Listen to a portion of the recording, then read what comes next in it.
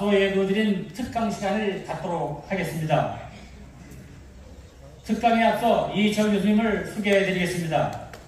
이천 교수님은 국정원 소속 국가정보대학원 교수를 역임하시고 박정희 대통령 기념재단 책임연구위원을 역임하셨으며 현재 자유수호 포럼 공동대표로 대한민국의 자유수호 및 올바른 정체성을 확립하기 위해 노력하시는 분입니다. 저서로는 반대한민국 세력의 비밀이 드러나다 등 20여 권의 책을 발간하셨습니다. 이상 소개를 마치고 이천 강사님을 앞으로 모시겠습니다. 다 같이 큰 박수로 맞아주시기 바랍니다. 반갑습니다. 인사드리겠습니다.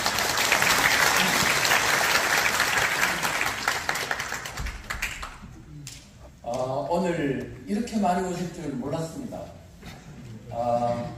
저는 대한민국 희망이 있다고 생각합니다. 왜냐하면 위기가 기회라고, 위기의식이 있을 때 우리가 결집하면 대한민국의 이 위기를 돌파할 수 있다고 생각합니다. 결국 모든 해법은 우리 마음속에 있다고 생각합니다. 지금 사실은요, 저는 오늘 강의를 준비하면서 칼날 위에 서 있다는 느낌을 받았습니다. 왜냐하면 지금 대한민국의 어떤 자유민주주의를 수호하자는 대한민국 세력, 우파 세력이라는 사람들 사이에서 보면 너무너무 많은 생각들이 달라가지고 4분 5열 어쩌면은 모래알 것 같다는 그런 비판을 받고 있습니다. 그래서 저는 볼 때 오늘 우리 앞에 놓여져 있는 적은, 내부의 적은 너무나 강고한 데에 반해서 우리는 너무나 분열되어 있고 어떻게 가야 될지 모르는 4분 5열 상태에 직면했다는 걸 저는 절감했습니다. 그래서 이거를 어떻게 극복할 수 있을까 깊이 고민하면서, 제가 원래 나서는 걸 좋아하지 않는 사람임에도 불구하고 이제는 제가 국민들에게 직접 말씀을 드려야 되겠다라는 생각을 해서 이번에 이천의 재집권 전략이라는 책을 쓰게 됐습니다. 그리고 또 김덕수 우리 3.4 구국동지회 회장님께서 또 그리고 전군연합회 간부들과 함께 우리 이것을 지금 대한민국 국민들에게 알리는 특강 행사를 하자 해서 이렇게 된 것입니다. 너무 감사하게 생각하고, 오늘 이 행사는 일과성, 일회성의 행사로 끝나지 않고 앞으로 대한민국을 바꾸는 국민운동이 일어나는 거대한 물결이 일어나는 하나의 기폭제가 되기를 간절히 바라겠습니다. 여러분들의 협조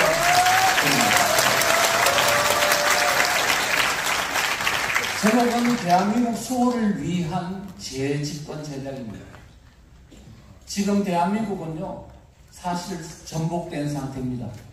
제가 논의 강의를 하면서 말씀드렸지만 대한민국은 자유민주주의 체제가 지금 너무나 훼손당해서 그냥 기울어진 상태가 아니고 전복된 상태, 사실상 적화된 상황입니다. 그래서 우리가 지금 이 전복 상황이 얼마나 심각한지는 여러분들이 목도하고 계십니다. 총선이 끝나고 입법부의 다수를 장악하고 있는 그 정당이 이제는 대통령 권한을 훼손하고 이제는 검사를 탄핵하고 그 다음에 사법부 판사를 겁박하는 상태에 이르면서 이미 이것이 전체주의 체제구나, 이런 것을 여러분들 알 수 있습니다. 이제는 대한민국은 바야흐로 상권분립이라는 고전적 자유민주 체제는 이미 파괴되어 있다 생각합니다. 문재인 정부만 해도요, 이미 제가 전복이 됐다는 말이 그냥 단순하게 말하는 게 아닙니다. 법제화, 법을 통해서 4,000건이나 되는 그 법이 이미 문재인 정부 때 바뀌었고 조례가 8만 건이 바뀌었습니다. 이미 법제화를 통해서 완전히 전복된 상태가 포착이 됐다고요. 그런데 이재명 입법부 체제에 들어와서 훨씬 더 위험한 법을 발의하고 이제는 폭주하고 있는 상황을 보면 앞으로 4년 동안 우리가 어떻게 이 폭주를 막을 수 있을지, 이거는 국민들의 열화와 같은 단결력과 저항운동이 아니고는 절대로 이것을 극복할 수 없다. 그래서 오늘 이 자리의 행동은 바로 이와 같은 현실적 위기를 극복하기 위한 하나의 운동이 일으키기 위해서다라는 말씀을 드리겠습니다. 지금 대한민국은요, 사실상 전복됐습니다. 전복됐는데 이게 전복된 상황이 보통 노동, 교육, 문화, 종교 등등등 그런 부분에는 이미 진작 그들에게 장악당했지만 언론까지요. 그런데 마지막으로 전복당한 건 어디냐? 정치권입니다. 그래서 이 정치권이 어떻게 전복됐는가 하는 것을 일단 여러분들에게 간단하게 말씀을 드리겠습니다. 여러분 혹시 이런 말 들어보셨죠? 오래전에 들은 얘기인데 보수 양당 체제라. 들어보셨어요? 보수 양당 체제. 그 무슨 말입니까? 2000년도에 우리 정당들을 보면 어떤 게 있습니까? 한나라당 133석, 새천년민주당 115석, 자유민주연합, 김종필 총리가 만든 정당이죠. 다 이런 정당들 보면 이른바 우파 정당이거나, 그러니까 우파 정당이거나 약간 혼합된 정당 정도로 보지 좌파 정당은 아니었습니다. 그래서 이들을 이름하여 둘 다 보수 정당이라고 해서 보수 양당 체제를 했던 거예요. 그랬는데 세월이 흘러가지고 지금은 어떻게 되겠냐? 보수 양당 체제가 아니고 이제는 보수 정당이라고 이름하는 국민의힘당은 연약하기 시작했고 이제는 모두 진보 정당으로 와글와글 우주선처럼 생긴 정당. 이제는 진보 독주 체제의 시스템으로 20년 만에 바뀌어버렸습니다. 어떻게 된 것일까? 여러분 한번 보세요. 우리 대한민국의 정치권에서 좌파 정당이 처음으로 등장한 것은 2000년도 민노당이죠. 국회의원이 진출한 것은 2004년도에 열석, 그랬다가 2008년도에 진보신당하고 분당이 되면서 있었습니다. 그래서 2011년도에는 민노당 5석, 2012년도 총선에서는 어떻게 했냐면 13석 얻습니다. 통진당, 통합진보당이. 그리고 나서 2014년도 12월에는 통진당이 또 해산됐어요. 그랬습니다. 그래서 사람들은 이제는 종북정당, 종북 세력들은 이제 다 갔구나 안심하고 있었습니다. 그런데 지금 어떻게 됐습니까? 완전히 좌파 세력들이 다 정치권을 장악했습니다. 어떻게 된 것일까? 민주당은 원래 이 자유민주주의 보수정당이라고 이렇게 네이밍이 되어 있었는데 어느 순간인가 이게 진영을 넘어가 버렸어요. 그 과정을 여러분들은 아십니까?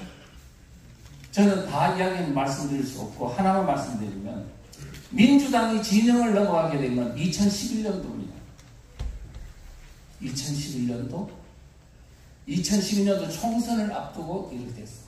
그 다음에 또 진행되고 문재인 정부를 거치고 이재명 체제가 등장하면서 완전히 종북정당으로 이제는 통진당화 되어버리고 말았습니다. 이 정도 이렇게 정치권이 전복됐다는 사실을 여러분들이 아시고 지금 현재 여러분들이 윤석열 대통령을 비판하고 또 한동훈 또는 국민의힘당을 비판하는 건 좋지만 현 정세가 어떤 이유에서 전복됐고 어떤 현상이 일어나고 있는지에 대해서 우리가 정확히 알고 대응해야 되겠다. 이렇게 말씀을 드리겠습니다. 우리가 설명을 오늘 하기 전에 세계 제가 공산화 과정을 보면요. 소수의 공산당 세력들이 어떻게 해가지고 다수의 정권을 장악하는지 그 기기묘묘한 전략 전술을 여러분이 조금은 아셔야 되겠다. 1%가 어떻게 해가 99%를 차지해 나가는지 그 전략 전술에 관한 것을 여러분들이 아시지 않고서는 지금 대한민국의 이런 전복된 과정을 이해할 수가 없습니다. 그래서 어떻게 해서 이스라엘 이렇게 1%가 99%를 먹어가는지 하면 첫째는요. 이 소수의 공산당 세력이 이 먹을 만한 정당을 향해서 침투에 들어갑니다. 진입에 들어가가지고는 그 당권을 장악합니다. 그리고 그 당을 기반으로 세력을 넓혀서 그 다음에는 뭐냐면 또 그 이웃 정당에 또 진출해가지고 또 세력을 넓히고 연대 연합하고 이렇게 해서 결국은 몇 번의 과정을 거쳐서 99%를 장악해 나가는 겁니다. 이런 과정을 보면 제가 지금 말하는 이 과정을 좀 설명을 할 텐데요. 그걸 보면 지금 대한민국이 공산화 과정에서 어느 지금 지점에 와 있는지 여러분들은 아실 수 있을 겁니다. 저는 이미 인민민주주의 체제로 들어가는 지금 9분 음선을 넘어가고 있다고 저는 생각하고 있습니다. 자, 그 정도로 하고요. 그러면 지금 현재 우리가 대책을 논하기 전에 현재 지금 우리가 어떤 과정을 거쳐서 이미 그들에게 다 지금 진지를 빼앗겼는지 이 과정을 보는데 특히 정치권 부분을 제가 집중적으로 보겠습니다. 그런데 여기서는 두 가지 주체를 꼭 염두에 둬야 돼요. 북한과 종북 세력이 어떻게 해서 연대연합을 통하고 작전을 구사해서 이렇게 했는지 이 과정을 여러분들은 유심하게 관찰해야 된다고 생각합니다. 자, 그래서요, 지금 지금 요 내용을 이야기하려면 우선은요, 북한과 종북 세력이 합동작전을 통해서 어디에 목표를 뒀냐 하면 2001년도부터 계획을 수립했는데 2012년도 대권을 어떻게 장악할 거냐. 이것을 이제 작전을 수립하고 실행을 하고 실제 거의 정권을 먹으려 하다가 마지막에 실패했습니다. 그 과정을 제가 설명을 드리고 실패한 이후에 이들이 다시 지금 재기를 해서 2027년도 대한민국을 이제 드디어 완벽하게 이제 종북 정권, 대한민국 정권을 먹이려고 지금 아주 작전을 구사하고 지금 거의 완성 단계에 이르렀다. 우리는 지금까지 이와 같이 이들이 이 전략을 꾸미고 있는 동안 우리는 뭐 했나? 사상에 대해서 이토록 무지했기 때문에 오늘날 이 지경에 이르게 됐다는 것을 우리 여러분들은 전부 다 어떻게 보면 기독교적으로 말하면 회개운동을 하고 그 다음에 사회적으로 말하면 각성운동을 해서 이 사태의 심각성을 일단 자각하는 것이 가장 중요하다. 저는 이렇게 말씀을 드리겠습니다. 자, 그 다음에 한번 볼게요. 2012년도 대권을 장악하기 위한 전략을 어떻게 짜고 어떻게 실행했나 보는데요. 일단 북한이 지령을 내립니다. 2001년도 3월 달에 뭐라고 하냐면 민노당을 장악하라. 종북 세력한테 지령을 내려요. 그게 2001년도 3월입니다. 이 지령을 받은 종북 세력들은 그 지령을 실행하기 위한 준비 작업에 들어가서 9월 달에 충북 괴산에 가면 군자산이라고 있습니다. 거기에 모 수련원의 종북 세력들의 대표자들 700여 명이 모여가지고 그 회합을 합니다. 어떻게 지금 이 지령을 이행할 것이냐 했어요. 그래서 이 회합 전략회의를 이름하여 군자산의 약속이다. 이렇게 말하고 있습니다. 지금 여러분들이 종북 세력이 앞으로 대한민국을 어떻게 바꿔나가고 정권을 장악할 건지에 대해서 제대로 알려면 지금 군자산의 약속을부터 관찰해야 된다는 겁니다. 자, 그 군자산에서 논의한 내용의 핵심 세 가지는 바로 이것입니다. 종북 세력들이 민노당 안으로 들어가서 3년 안에 당권을 장악하겠다. 자, 두 번째, 이 정당 안에 들어가서 세력을 확장해서 10년 안에 정권 잡겠다. 그런 후에 세 번째, 정권 잡고 북한하고 연방제도 적화 통일을 완성하겠다. 세 가지입니다. 그런데 이 세 가지의 목표가 이루어졌을까? 안 이루어졌을까? 그때 당시에 국회의원 하나도 없는 민노당 껍데기 정당, 신생 정당 안에 들어가서 당권을 장악하고 실제 10년 안에 정권 잡겠다. 2012년도 대선에서 자기들이 정권 잡겠다는 거였습니다. 우리는 지금 그걸 보고 이 사람들이 돌았나, 국회의원 하나도 없는 정당을 가지고 10년 안에 정권 잡겠다고 우리 국민들이 바보야? 라고 생각했습니다. 그런데 저는 그때 2012년도 대선을 바라보면서 깜짝 놀랐습니다. 이야, 이런 기기묘묘한 수가 있구나. 원래 공산주의 세력이 1%의 세력을 가지고 95%는 먹는 기기묘묘한 전략 전술을 우리 일반 사람들, 자유민주주의 세력은 전혀 알 수가 없다는 거죠. 자, 그래서 일단 어떻게 된 이 사람들이 실제 민노당으로 들어가서 3년 안에 당권 장악했습니다. 2004년도에 당권 장악했고요. 그 다음에 그 2년 뒤에 2006년도 1월 달에는요, 종북 세력의 중의 종북 세력인 이석기, 성남을 기반으로 한 혁명적 종북 세력, 경기도 부연합, 이 사람들이 민노당의 당권을 완벽하게 장악했습니다. 그때 북한이 이 이석기가 당권을 장악하도록 적극적으로 후원했습니다. 그게 뭐냐면 1심에 간첩단 사건에서 다 드러났습니다. 그래서 지금 이 군자산의 약속에서 한 당권을 장악하겠다는 말은 다 북한에서 전부 다 설계하고 지원하고 해가지고 결국은 당권을 완벽하게 장악했고요. 그때 이석기 경기동부연합이 당권을 장악한 후 그 이후에 통진당 때까지 한 번도 당권을 빼앗긴 적도 없고 지금 대한민국의 정치권의 주도력을 장악하는 상태다. 우리는 이것을 알아야 됩니다. 자, 그런 후에 그 다음에 이렇게 당권을 장악한 후 누구를 처음으로 마지막 한 게 뭐냐 합니까? 그 민노당 안에서 종북 세력의 성향에 반대하는 정치 세력을 다 몰아냈습니다. 그걸 누가 있냐? 이 원래 민노당을 만든 PD계열 그 사람들을 몰아냈습니다. 2008년도에 진보신당을 만들어가 뛰쳐나가고 울면서 뛰쳐나갔습니다. 자기들이 만든 둥지를 빼앗기고 그렇게 됐던 거예요. 지금 민주당이 바로 그와 같은 지금 눈물을 흘리면서 자기들이 만든 정당이 이제 빼앗기고 이제 다시 뛰쳐나가는 사태와 똑같습니다. 자, 그렇게 정당을 장악한 후에 어떻게 했냐? 2012년도 총선 대선에서 승리하기 위하여 했던 게 뭐냐면 연대연합전술입니다.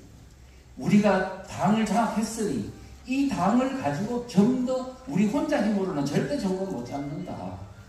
그래서 우호적인 이웃 정당들과 연대연합을 통해 가지고 공동정부를 구성하는 쪽으로 방향을 잡았습니다.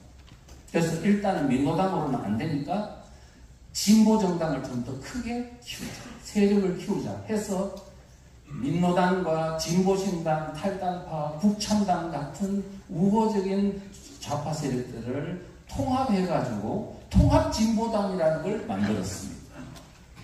또 그것만으로도 부족해가지고 이제는 민주당을 선거 연대를 통해서 같이 총선에 임하고 그 다음에 대선에서 이제 공동정부를 구성하자는 쪽으로 했더니 민주당이 오케이 해가지고는 결국 그 방향으로 가게 됐던 거다. 이런 말씀을. 그래서 2012년 대선에 승리하려고 하는 그런 이제 계획을 만들었고 실행에 옮겼습니다. 그 실행에 옮겨지는 과정은요, 굉장히 깁니다. 그래서 설명을 다 하기는 어렵고요. 어쨌든 간에 통합진보당이 만들어지고 2011년도 12월 13일 통진당이 만들어지고 또 3일 뒤인 12월 16일 날은 민주당이 개편을 완료했습니다. 1년에 거친 통진당을 이제 아우를 수 있는 그러한 좌파 정당으로 이제 만들어진 과정이 1년 반 걸렸어요. 1년 이상 걸렸어요. 그래가지고 민주통합당이 만들어지고 그리고 나서 이제 준비하고 있다가 총선 한 달 전에 야권 연대를 결성하게 됐어요. 그래서 이제 같이 가자. 자, 이렇게 해가지고 이제 총선에 임했습니다. 통진당이 국회의원 13석, 국민 지지율 10.3%, 득표율 220만 표를 얻었습니다. 그때 당시 우리가 보면 문재인을 앞세운 민주당의 민주통합당은 문재인 혼자서 민주당만 해도 박근혜를 앞세우는 새누리당을 이길 수 있을 정도로 막상막하였는데 통진당이 10.3%나 얻었으니 국회의원 13석이나 있는 중견정당이 되었으니 이제 통합진보당과 민주당이 선거연대를 해서 같이 이제 공동정부를 구성한다 하면 100% 대선에서 성공하는 것은 명확한 그런 사실이었습니다. 그때 저는 대한민국이 이제 끝나는구나 생각했습니다. 민주당과 통진당이 공동정부를 구성하면 누구한테 주도권이 넘어가냐면 당연히 통진당한테 넘어가는 겁니다. 민노총부터 천몇백 개 있는 좌파단체가 다 지금 통진당과 연계되어 있고 북한이 다 돼서 지금 배후 조정하는 이 엄혹한 대한민국 현실 속에서 민주당이 국회의원 숫자 많다고 통진당을 이긴다고요? 택도 없는 소리입니다. 그래서 나는 이석기 정권이 된다고, 사실상은 그렇게 된다고 생각했습니다. 그런데 국민들은 아무도 관심이 없었습니다. 무슨 일이 일어나는지, 지금 이와 같이 이렇게 무지하고 이렇게 무관심하고 이런 어떤 국민들이 과연 이 대한민국의 체제를 지킬 수 있을까? 저는 크게 나타났습니다. 자, 그런데 이게 너무나 놀랍게도 총선이 끝난 후에 한 달 뒤 5월 달에 통진당 내분 사태가 일어났어요. 아니, 처음으로 실시한 온라인 전자투표를 했는데 온통 부정선거였어요. 이중투표다, 대리투표다. 그렇게 해서 이석기라는 사람들을 그때 당시에 민노당 회원들, 당원들이 몰랐다니까, 이 지하에 활동을 해가지고.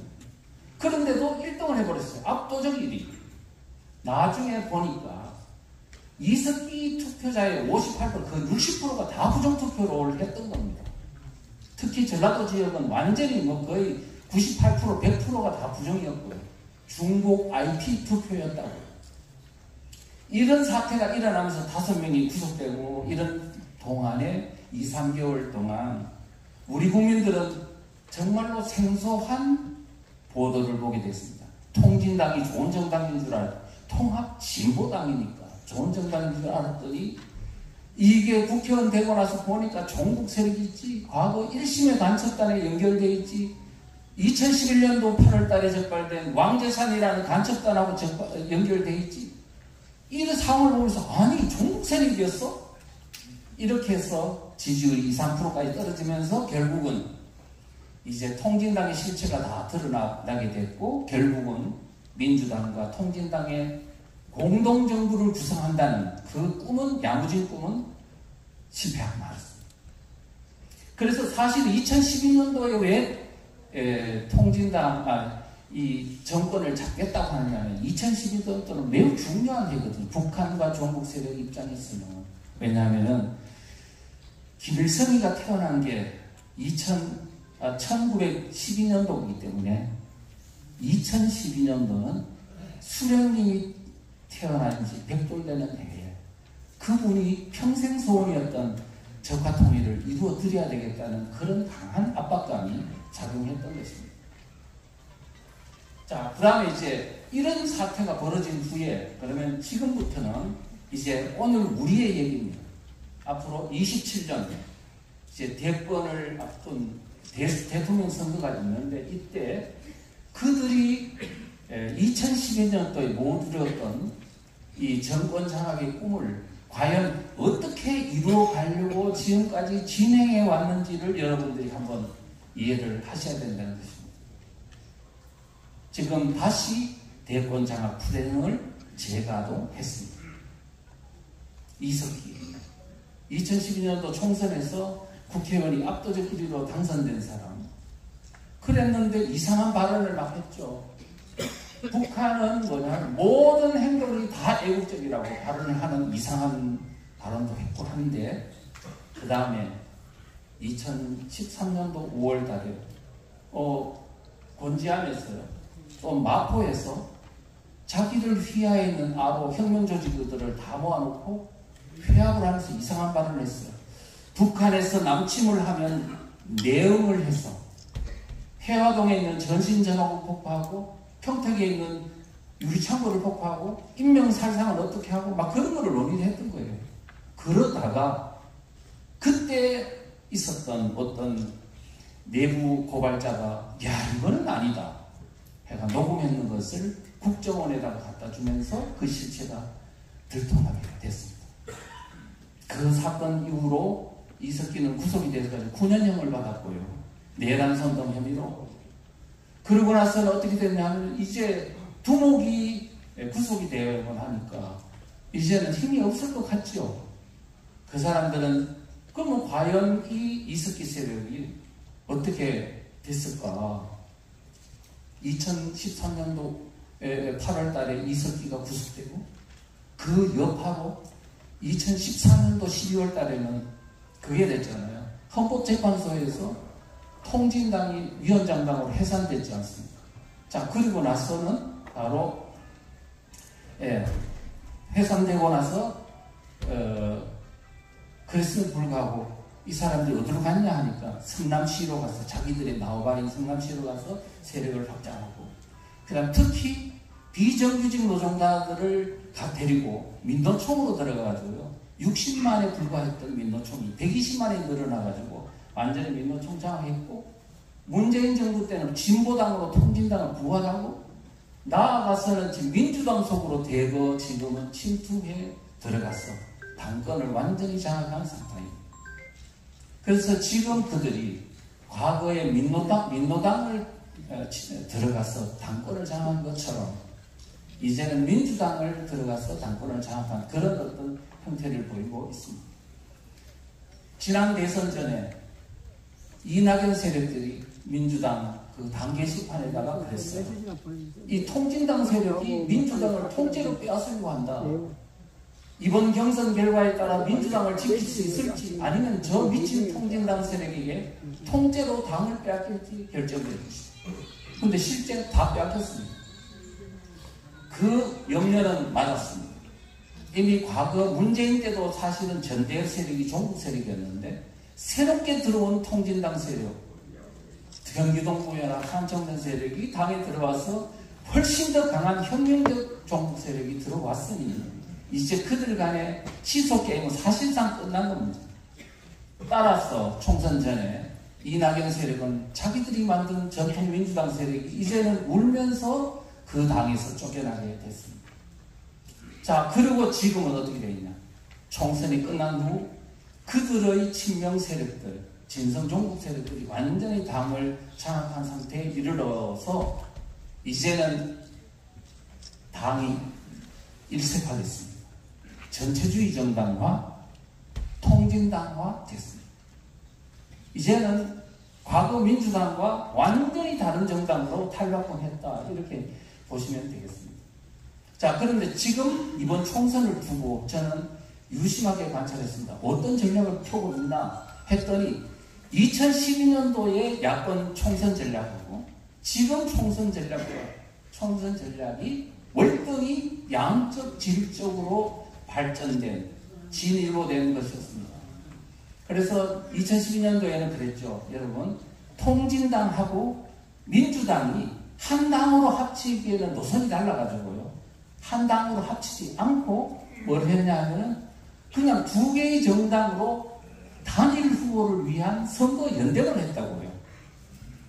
그랬는데 지금은 뭐냐면은 완전히 하나의 정당으로, 그러니까 사실은 두 개의 정당인데 비례대표에 관한 한 하나의 정당으로 막 이렇게 하기도 하고 아주 붙었다가 떨어졌다 하는 쪽으로 지금 진화됐습니다. 자, 이런 것들을 우리가 한번 살펴봐야 되겠다.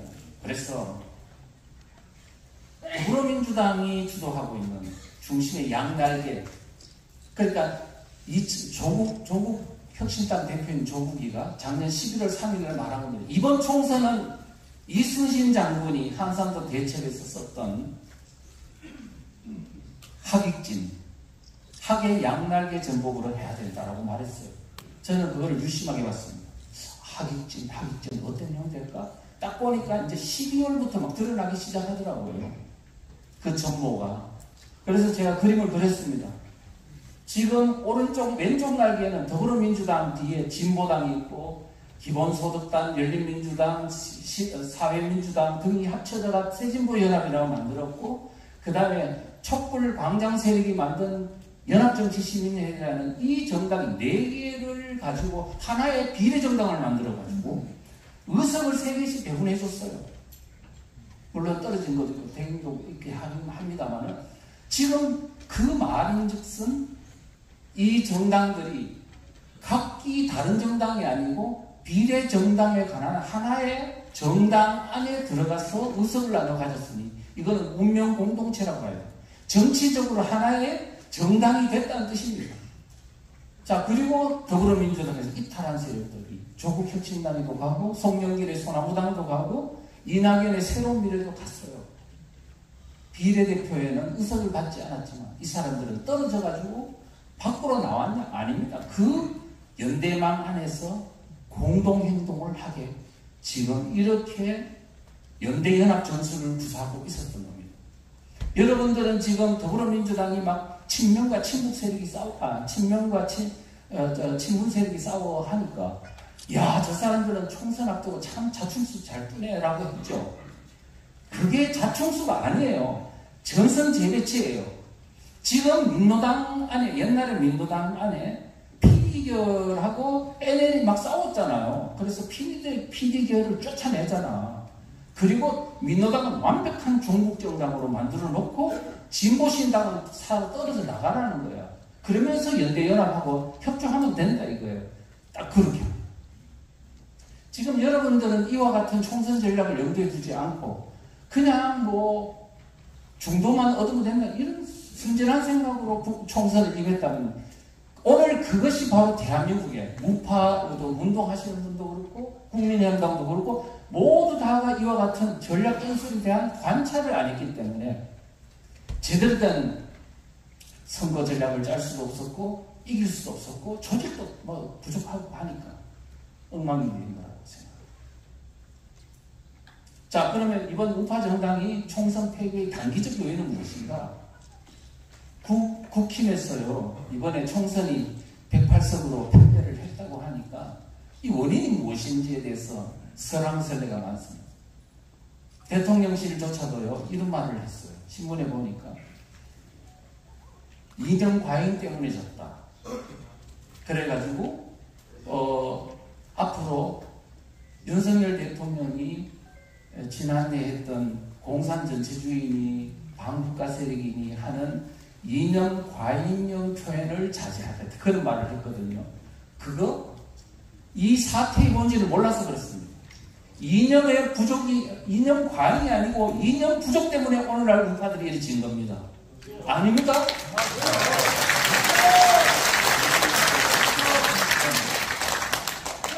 그러면 우리가 선거에서 그냥 제가 그냥 주장하는 게 아니고 선거의 결과를 가지고 한번 보자고요.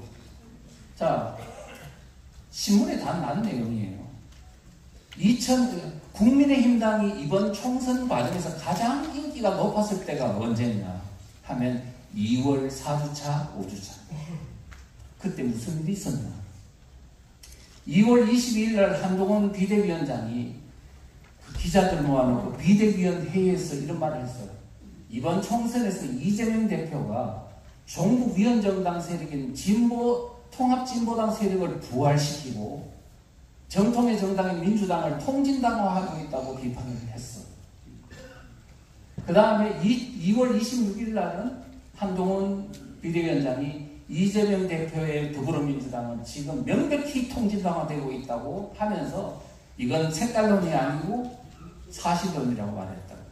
근데 사실은요, 갑자기 왜 그때 운동권 청산론 하다가 갑자기 이렇게 세게 나왔냐 하니까 2월 22일 날 제가 쓴 국민들 모르는 사이 공산으로 가는 대한민국이라는 소책자를 우리 여기 있는 우리 DJ톨 유튜버가 한동훈 비대위원장한테 줬습니다.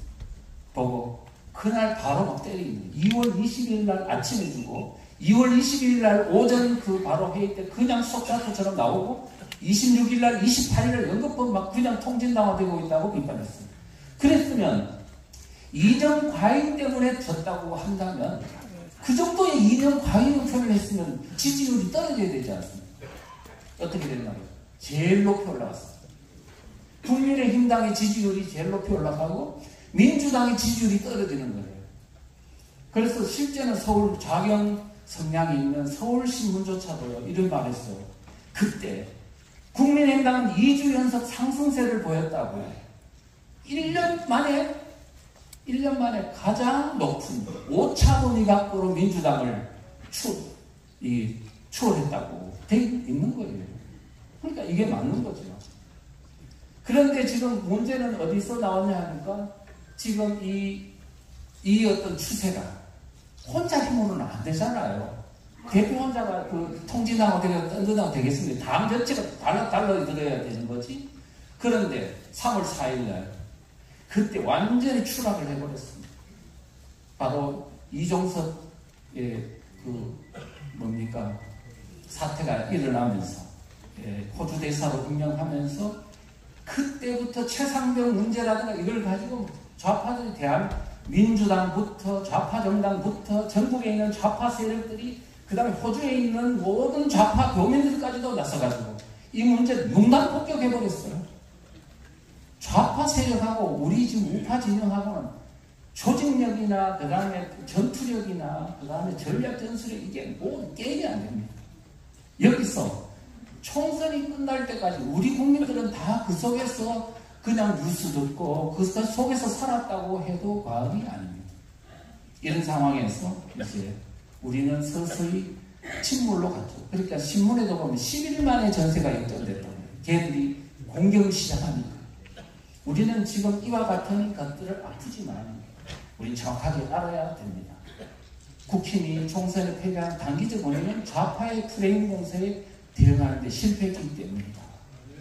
그렇습니다. 그래서 우리가 지금 해야 될 거는 이념 과잉이기 때문에 이념 전쟁을 하면 안 된다가 아니고 이념 전쟁을 외면한 결과이기 때문에 이념에 대한 전투력, 사상 전투력을 강화하는 것이 해답이다. 이렇게 보여주는 겁니다. 여러분 보세요. 프레임 전쟁 이야기 하니까요. 민주당은요, 선거 때마다 프레임 이론을 학습하고 있어요. 가장 큰 독서가 뭐냐면 이 책입니다. 코끼리를 생각하지 마. 코끼리를 생각하지 마. 이 책이 2003년도인가 나온 미국에 있는 좌파 교수가 만든 책인데 이게 우리나라의 베스트셀러고요. 지금 더불어민주당은 선거 때마다 이거 학습합니다. 근데 우리는 지금 프레임 전쟁이 뭔지도 모르잖아요. 자, 근데 책 내용이 뭐냐? 코끼리를 생각하지 마예요. 그럼 코끼리를 생각하지 말는데 여러분 지금 머릿속에 코끼리 생각합니까? 안 합니까? 그림 그려지죠?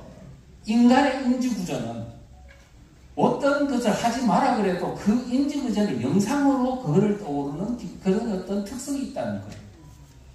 그래서 뭐냐면 그 영상으로 떠오른 어떤 인지구조의 특성으로 인해서 뭐냐면 먼저 그 사람의 마음속에 어떤 그 프레임을 집어넣는 사람이 승리하게 되어 있다.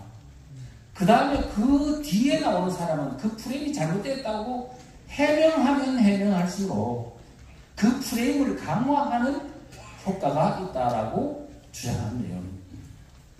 그래서 이 사람의 핵심 내용 중에 책에 뭐라고 하냐면 옛날에 1970년대 맥도날드 회사에서 햄버거 가게 지렁이 나왔다는 얘기가 있어가지고 햄버거 가게 앞에다 우리 햄버거에는 지렁이가 없습니다라고 써놨더니 매출액이 급전직하로 떨어졌다는 거예요. 아니 없다고 했는데 왜 떨어지냐고요. 지렁이가 생각나기 때문에 밥맛이 없어서 먹을 맛이 없어서 떨어진 거죠. 우리가 지금 현재 이것 때문에 결국은 이번에 총선 패배한 겁니다. 그러면 이 프레임 정에 들어왔을 때 그러면 대응하는 방법은 무엇이냐? 첫째는 대응할 자신이 없으면 회피하는 것입니다. 문제를 삼지를 않아야 돼요. 그건 우리 우파는 악착같이 뭐든 지든 이기든 문제를 삼는 거예요. 그러니까 이거를 사태를 띵띵 부풀리는 겁니다. 그 다음에 두 번째는 뭐냐면 역프레임을 걸어야 되는 겁니다.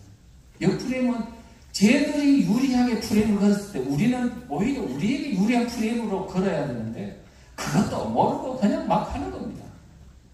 이것은 공부 안 한 전략전술과 사상전에 대한 공부가 전혀 안 돼 있는 여러 국민의힘당과 그 다음에 정부와 그 다음에 우파 세력 모두에게 이게 다 적용되는 말씀이다. 자책해야 될 부분이다. 공부하지 않는 거는요 반드시 거기에 대한 성적으로 증명이 되는 것입니다. 자, 제가 하나 예를 들어보겠습니다. 2010년도 3월 달에 천안함 폭침이 있었습니다. 프레임 전쟁의 사례 중에 하나입니다. 프레임 전쟁 폭침이 있었는데요. 우리가 북한에 의해서 많은 청년들이 46명이 군인들이 죽었는데요. 근데 죽고 나면은 이 2달 뒤에 뭐가 있었냐면 지방선거가 있었어요. 그럼 지방선거 있으면은 북한에 의한 그 공격에 의해서 많은 사람들이 피해를 봤으면 안보 의식이 고양돼서 그 다음에 그러면 2달 뒤에 있는 선거에는 우파 정당이 이겨야 되는 거 아닙니까? 그런데 졌습니다. 왜 그랬을까? 프레임 전쟁 때문에 그랬어요. 북한이 천안함 폭침을 딱 일으켜놓고 남한의 휴전선 부근에서 막 폭격할 것처럼 막 위협을 가하는 겁니다. 전쟁이 일어날 것처럼. 했더니 우리 국민들이 이제 막 불안이 떠는 거예요.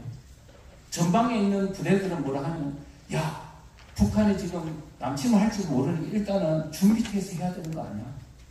그래가지고 군인들 모아놓고 머리카락 좀 깎아라, 손톱 깎아라, 혹시 죽으면은 그러다 이게 뭐가 무덤을 전사를 증명할 수 뭐가 있어야 된다 그러면서 했거든. 그래 장병들이 울면서 죽기 싫어요 이래 된 거예요.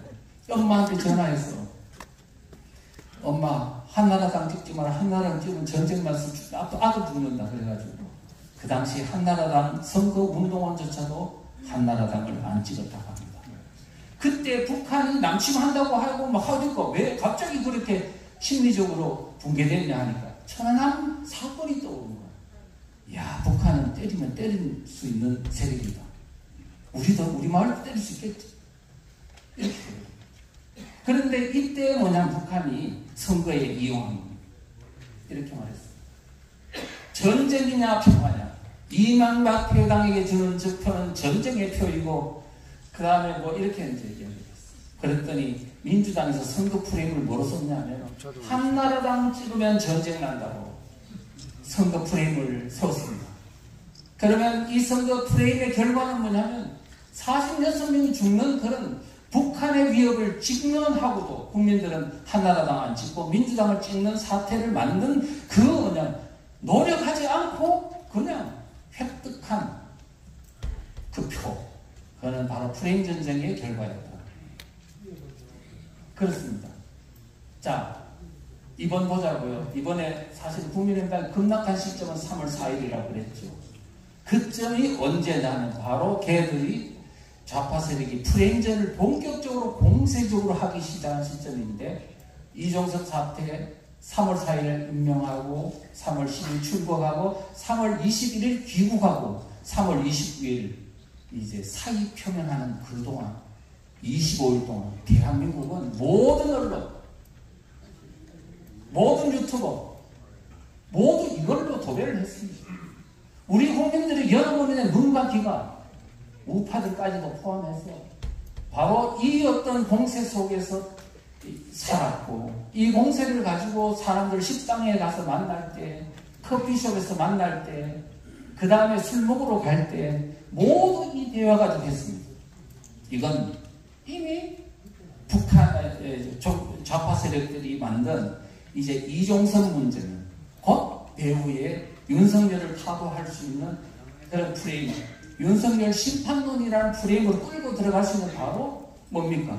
바로 이게 통로 아닙니까? 통로. 그래서 사람은 그런 가운데 태니까 막 야 이거 아니 우파들이 그래요. 정부나 당에서 아니 그 최상병은 그게 아니고 해명을 하잖아요. 그건 아니고라고 해명되는 게 아니고 최상병이 머릿속에 그림이 딱 코끼리처럼 그려지는 거예요. 그렇게 해서 하나씩 무너지는데 그래서 그냥 그들이 만든 프레임 안에서 우파들을 헤매게 되었다라는 말씀을 드리고요. 그렇게 해서 결국은 총선에서 패배를 하는데 그때 이제 폐쇄기 집단을 막 생각이 막 이런 들 때 도태우 장면사 사건이 또 터졌잖아요. 그러니까 공천 취소하니까 이건 뭐야 국민의힘당은 이거 우파정당도 아니다 막 하면서 막 때리고 해서 나는 투표 안 할 거야. 막 이렇게 나가기 시작하면서 이제는 막 그러면서 막 우리 우파 진영의 유튜브나 이런 사람들이 또 한동훈 공격하고 그 다음에 국민의힘당 공격하고 이러면서 이게 나중에 저쪽은 점점점 연대연합 전술을 하는데 여기는 막 자충수로 막 이렇게 해가 충돌해서 우리 내부가 그냥 균열과 분열과 갈등과 충돌과 완전히 자멸수로 가더라고요. 저는 우리가 이 부분을 가만히 한번 생각해 보십시오. 이게 어느 것이 옳은 것일까? 그런 말씀을 드리겠습니다. 자, 그 다음에 이제 본격적으로 이제 우리가 전체 우리가 이 문제를 풀 수 있는 해법을 찾는 단계로 들어요. 우파 정당이 근본적인 지금 패배, 이번 총선만이 아닙니다. 계속 패배하게 된 근본 이유를 우리는 찾아내야 합니다. 그게 뭐냐면 바로 근본은 정치 사상 프레임 잘못 때문에 그렇습니다. 가장 큰 것은 진보 보수라는 정치 프레임입니다. 이 정치 프레임은요, 이 사상 프레임은 한 번도 싸우지 않고 그들이 승리할 수 있는 정말로 최고의 전략이다. 그러면 여러분들은 지금까지 정치 사상 프레임 하면은 어떻게 하냐면 옛날에 해방 직후부터 다 우익좌익으로 이야기했습니다. 우익좌익. 근데 언제부터인가 우리나라는 진보 보수라는 이상한 용어로 프레임을 짜고 쓰기 시작했습니다. 그때가 언제냐? 동구공산권이 무너지고 이제 막 그냥 폐쇄기 짓던 그 당시에 바로 좌파 세력들이 만들어서 퍼뜨린 프레임입니다. 진보냐 보수냐. 그때 우리 우파들은 사상에 대해서 잘 공부를 안 했기 때문에 뭐 진보 보수? 뭐 그래 나 보수다. 이렇게 하면서 그냥 나도 모르게 따라하게 된 겁니다. 국민들은 다 언론을 통해서 진보 보수란 프레임을 쓰다 보니 어느 순간인가 원래 썼던 정상적인 용어 좌익, 공산주의, 사회주의, 그 다음에 우익, 자유민주주의라는 이 프레임이 흔적없이 지우개로 머리를 지워버리고 보수 진보라는 프레임이 턱 머리를 장악해버렸습니다. 이제는 그 눈으로 세상을 다 말하고 평가하고 글쓰고 이렇게 하게 됩니다. 투표하고. 자, 이 문제가 얼마나 심각한지 보여줄게요. 그래서 지금 불과 10년이 넘은 2000년도부터는 완전히 이게 국민들의 머릿속에 프레임이 딱 장착이 됐어요. 그래서 2009년도에 보면 이명박 정부 초기에 광우병 사태가 있었습니다. 바로 국민들에게 당신이 지금 정치 사상이 얻은 것이냐라고 물었습니다. 진보냐, 중도냐, 보수냐라고 물었더니 나는 진보야. 32.7%, 나는 중도야 34.8%, 나는 보수야 24.2%. 이렇게 됐어요. 여러분 잘 생각해보세요. 이게 어떤 문제가 있는지. 여러분 아까 말했죠. 제가 2000년도 초반만 해도 보수 양당 체제라고 그랬잖아요. 한나라당도 보수정당, 민주당도 보수정당이라고 봤던 거죠. 말하자면 자유민주주의 정당이라고 막 표현한 그것이 이제 그건데, 그런데 두 개 다가 보수정당이라고 했던 그게 불과 몇 년 전인데 2009년도 어떻게 보수라는 게 24% 짜부르들었냐고. 뭔가 이상하지 않습니까? 지금 이런 상태가 되고 진보가 36%, 중도가 34%로 왕창 늘어나 버리니 이제는 보수 양당 체제란 말이 의미가 없어지게 된 거죠. 자, 봅시다. 그러면 범청한령이라고 북한에서 지령해서 만든 아주 대표적인 종북단체죠. 범민련 범청한령. 남측본부에서 이런 말을 했습니다. 2012년도 종북정권을 창출하기 위해서 이제 우리가 지금 이 보수진보라는 말을 가지고 이제 뭔가 전략을 짜고 승리해야 된다라고 말하면서 이런 말을 했어요. 잘 보세요. 진보 대 보수의 새정치 질서가 조성된 오늘 2012년 대선에서 자주적 민주정부, 이 반미 종북 정권을 말하는 겁니다. 성취하기 위한 도약대를 마련하는 출발점. 이게 쉽게 이야기하면 보수 양당 체제가 아니고 이제는 진보 대 보수로 완전히 이제는 새롭게 재편이 됐는데, 보수가 이제는 24%로 짜부러진 새정치 질서가 만들어진 이 시점에서 이제는 우리는 2012년도 대선에서 종북 정권을 차지할 수 있는 이제는 출발점에 섰다. 그 얘기인 거예요. 우리가 진보 보수란 이 프레임이 얼마나 지금 그들이 노리고 있었던 건지를 우리는 알 수 있어요. 그럼 북한은 어땠냐? 북한 2006년도 1월 달에 김정일이가 신년사설에서 말했어요. 남한에서 우리 우파 정권을 세력을 파멸시키기 위해서는 반보수 대연합, 진보 대연합, 보수나 진보라는 이 프레임을 가지고 연합을 해가지고 이게 해야 된다라고 말했어요. 반보수 대연합, 진보 대연합. 보수 진보라는 걸 가지고 뭔가 장난치를 칠 것 같은 느낌이 들어요. 자, 그랬는데 2012년도 이제 재총선 대선을 앞두고 이제는 종북 정권을 만들기 위한 이제 마지막 이제 목표치가 왔는 그 직전에 2011년도 8월 달에 인천 중심으로 활동하던 왕재산이라는 간첩단이 적발이 됐습니다. 그 김덕국이라는 주모자 노트북을 딱 꺼내보니까 100몇십 건의 지령문이 있는데 그 중에 선거에 관해서 이런 내용이 있었어요. 2012년도 종북 정권을 만들기 위해서 지금 작전이 다 지금 그동안 물밑에서 됐다는 걸 이야기합니다. 어떻게 되냐면 민노당 하나로 안 되니까 민노당을 좀 더 큰 정당, 진보대 통합정당으로 확대 개편하라. 그런 후에 이 통합된 진보대 통합정당, 이름하여 통합진보당 아십니까? 그것이 만들어지면 민주당과 야권 연대 방안을 강구하라. 그게 반보수 대연합입니다. 이 지령이 있었던 거예요.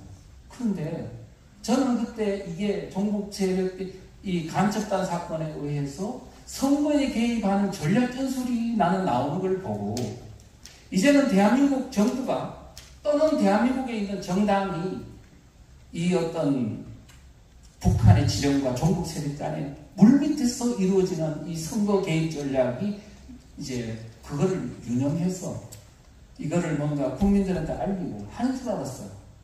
무시해버리더라. 완전히 무시해버리더라.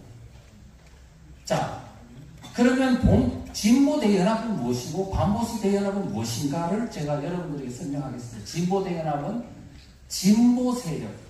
진보 세력이란 말은요, 우리가 종북 세력, 주사파, 좌익 세력을 진보라고 표현하니까 진보 대연합은 말하자면 우리 민노당과 진보신당, 통진당 이런 정당들 이 좌익 사상을 명확하게 가지고 있는 정당만을 진보 세력이라고 보고 그 사람들끼리 연합하라고 합니다. 반보수 대연합은 민주당이나 이런 것처럼 그때 당시에 막 여러 가지 섞여 있으니까 이건 그냥 어떻게 보면 보수를 싫어하는 일반 어떤 세력이니까 진보를 먼저 통합해서 진보 대통합, 통합진보당을 만들고 그 이후에 진보 세력이 아닌 중도정당, 민주당과 야권연대에서 하나의 전선체를 만들어서 공동정부를 구성하면 된다. 이런 전략이거든요. 그러니까 지금 진보대연합과 반보수대연합은 다른 것이다. 그래서 서로 엮어서 하는 거다. 이렇게 보시면 됩니다. 그런데 이게 맞는 진보보수 프로그램의 관점은 뭐냐면 이거예요. 진보 세력이란 말은, 진보란 말은 보다 좋은 세상을 만들려는 세력. 보수 세력은 진보란 거부하는 세력으로 우리 국민들한테 각성이 되다 보니까 진보 세력 안에 실제적으로 청년들이 많이 들어가 있는 거예요. 진보가 좋다고. 왕창 들어가 있고. 또는 중도라고 생각하는 사람들끼리는 또 뭐가 되냐면 진보와 중도를 보수 대연합으로 연결하는 게 매우 좋아요. 거부감이 없으니까. 그 다음에 보수 세력은 수꼴통이다. 진보를 거부하는 태고 세력이다. 틀딱이다. 이런 개념으로 나쁜 프레임으로 딱 갖춰지니까 중도 세력이 보수 세력과는 연합할 생각을 안 하는 거예요. 저런 수국골통하고 어떻게 연합하냐고. 그러니까 진보 세력은 사실은 공산주의, 사회주의 세력인데도 불구하고 중도 세력이 그 사람들은 좋은 세력이라고 연대를 하고 보수 세력은 자유민주 세력인데도 저건 틀딱들 수국골통들하고는 안 한다면서 중도 세력이 보수하고는 연합을 안 하는 이 부작용을 나타나는 거죠. 그래서 우파 정당이 지금 어떻게 행동하고 있나? 그동안에는 이 프레임에 따라서 우파 정당은 실제는 중도를 우군화하려고 중도 정책을 자꾸 펴고 우파 세력은 자꾸 기피하는 거예요. 왜? 유권자들이 기피하는 거예요. 이런 현상들을 우리는 이게 보수 진보의 가장 큰 폐악이 아닌가. 그래서 지금 현재 아까 2019년도에 보수냐 진보냐는 진보가 36%나 됐는데요. 최근에 여론조사를 보니까 2022년도 13년 뒤에 보니까 진보라는 세력이 많이 줄어들었네요. 36%에서 26%까지 줄어들었으니까 많이 줄어든 거죠. 왜 그럴까? 왜? 저는 2009년도에 그 반대세 비밀이라는 책을 만들고 제가 정말 군인단체부터 모든 단체들한테 책으로, 강의로 또는 뭐 글로서 수도 없이 보수 진보 안 된다. 이거는 적을 이롭게 하는 행위다. 좌익이 만든 프레임에 우리가 쓰면 되겠냐. 이거는 독성이 많다. 그래서 계속 이야기를 했습니다. 그런데다가 2014년도 12월 달에 통진당, 통합진보당이라는 진보를 쓰는 당이 이게 위헌정당으로 해산되다 보니까 국민들이 진보라는 말이 안 좋은 모양이네. 이렇게 생각하면서 이게 지지도가 떨어졌어요. 그런데도 불구하고 보수는 안 들어. 네. 이미 들어가 있는 국민들 속에 진보라는 건 좋은 의미로 그 다음에 보수는 진보를 거부하는 태보 세력 꼴통으로 위치가 되어 있는 이게 개선이 안 되는 거예요. 너무 훼손이 심한 겁니다. 원래 보수라는 의미는 미국에서는 좋은 의미로 쓰여지고 있지만 한국의 경우는 지금 이 프레임이 너무나 오염이 심하다. 그런데 최근에 이제 조사를 다시 또 새로 해본 게 있어요. 중도를 중도 보수, 중도 진보라고 이렇게 세분을 해봤더니 더 이상한 일이 벌어졌어요. 진보 세력이라는 게 16%로 더 급락을 했어요. 그걸 보면 진보란 말이 이제 국민들 사이에서 이제는 굉장히 나쁜 의미로 진짜 진보가 아닌 걸로 이제 사람들은 이제 각인되어 나가고 있구나라는 걸 알 수가 있어요. 그럼에도 불구하고 보수는 여전히 16%밖에 안 되는 거예요. 이미 보수로서 너무 이탈이 심하다. 왜? 수꼴통이란 좌파들이 만든 프레임이 여전히 지금 작동하고 있다는 의미입니다. 그리고 중도 그룹이 50%로 급등을 해버렸어요. 그 보니까 국민의힘당이 왜 중도 하느냐 봤더니 이래서 중도라고 하는 겁니다. 우리는 지금 현재 뭐냐면 진보 세력이 갖는 나쁜 이미지를 국민들한테 각성할 수 있도록 해야 되는데도 이미 그렇게 된 것을 있다고 전제 조건을 갖고 그냥 중도 정책을 펴면 이거는 좌파들한테 백전백패 당할 수밖에 없는 그 프레임이라는 사실을 왜 모르냐는 거예요.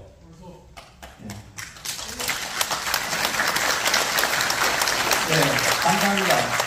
아니 이렇게 경청을 해주셔서 제가 힘이 납니다. 하여튼 감사하고요. 자, 이제 또 봅시다. 이제 더 중요한 얘기가 있어. 좌파, 우파 프레임은 문제가 없나? 이걸 한번 보자고요. 자, 여러분 하나 여쭤볼게요. 좌파, 우파 많이 쓰죠? 쓰는데 우파란 국민의 몇 프로 정도일까요? 자, 제가 시간이 없기 때문에 빨리빨리 10%에서 20%도 우파라는 거 10%, 20%다. 손 들어보세요. 그 다음에 30%, 40% 정도다. 그 다음에 50%에서 60% 정도다. 70%, 80% 정도다. 헷갈리죠? 지금 여러분들이 손 드는 거 보면 제가 지금 저분은 어떤 생각을 하고 있는지 지금 다 압니다. 저는. 자, 이거 여러분들이 지금 우파라는 말을 쓰고 있지만 이미 용어만 같을 뿐 생각이 완전히 달라요. 이러한 다른 생각들은 뭐냐면 엄청난 충돌을 일으킨다.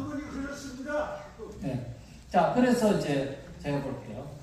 지금 개념적으로 볼 때 원래 좌익, 우익이 맞고 좌파라는 말은 사실은 부정확한 용어입니다만은 이미 우리 국민들 사이에 좌파 우파라는 말이 너무 일반화되어 있어서 국민들이 어떤 의미로 쓰는지를 제가 나름대로 분석해 본 결과 좌파는 좌익 세력과 중도에 있는 좌경 세력을 합해서 좌파라고 뚱쳐서 이야기하는 것 같다.